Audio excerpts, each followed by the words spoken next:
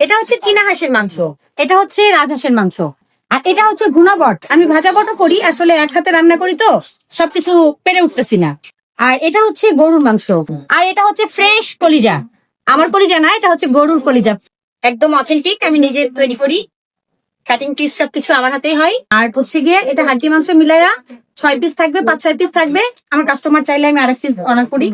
আর সেই ক্ষেত্রে এটার দাম হচ্ছে 250 টাকা পড়বে, যদিও বা অন্যখানে এটা 300 টাকা করে সেল হয়। আমি আমার কাস্টমারের সুবিধার্থে একই দাম রেখেছি। এটা হচ্ছে রাজহাঁসের মাংস, সেম এটাও হচ্ছে কোয়ান্টিটি ওরকমই হবে, 5 থেকে 6 পিস, অথবা কাস্টমার চাইলে 1 পিস বেশি, ওইটাও 250 টাকা। আর এটা হচ্ছে গরুর মাংস, এটা 6 থেকে 7 পিস অথবা 8 পিস, তার কারণ হচ্ছে এটা আমার কাটিং এর পরে আসলে নির্ভর করে। আর কাস্টমারের সন্তুষ্টিটা হচ্ছে আমার সবচেয়ে, কারণ এই পর্যন্ত আমি আসছি আমার কাস্টমারের কারণে। এটা হচ্ছে গরুর মাংস। এখন বর্তমানে গরু নিয়ে সবাই একটু হেজিটেশনের ভিতরে আছেন, আমি সেক্ষেত্রে বলি, আমি নিজে যেখান থেকে দোকান দিই, সিঙ্গারের মোড়, আপনার হচ্ছে সোহেল গোস্ত বিতান, ওখানে আমি নিজে যাই। ওরা দেশি গরুর মাংস আমার সামনেই কাটে এবং কাটিং করে আমি নিজেই ওখান থেকে নিয়ে চলে আসি দেশি গরুর মাংসটা। এটা হচ্ছে 250 টাকা।